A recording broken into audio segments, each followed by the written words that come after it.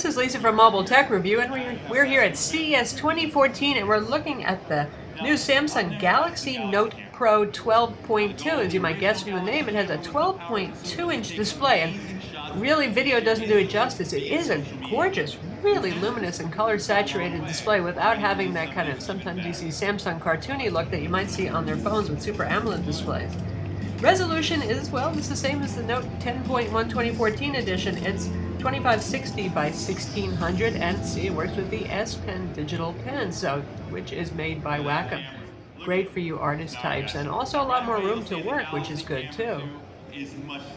Tablets available in your choice of black or white. Obviously, we're looking at the white now. We will look at the black, and it has that same faux leather back that the Note 10.1 2014 edition does with the faux metal surround on the edges. Thin, not too heavy given how big it is.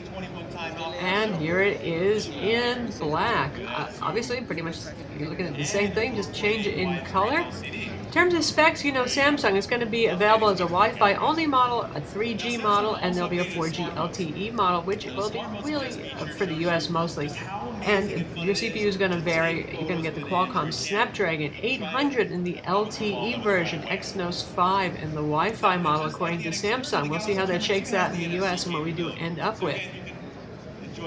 You have the usual 32 or 64 gigs of storage inside, the usual mic or USB port, and micro SD XC card slot. And you can see we've been going through the UI here. That's because Samsung has done some pretty big changes here. We have the Samsung Magazine UX, which stands for User Experience, another way of saying UI. This very thin 1.6-pound tablet takes some chances with that new UI, but honestly, I like it. Samsung has messed with software for a long time now, not always with the best of success, but this time they've done a pretty nice job of it. This will have a GPS with GLONASS. They don't mention that the Wi-Fi only version won't have that, so let's assume that it will. 8-megapixel camera on the back, 2-megapixel camera on the front side. Usual dual-band Wi-Fi here, Bluetooth as well.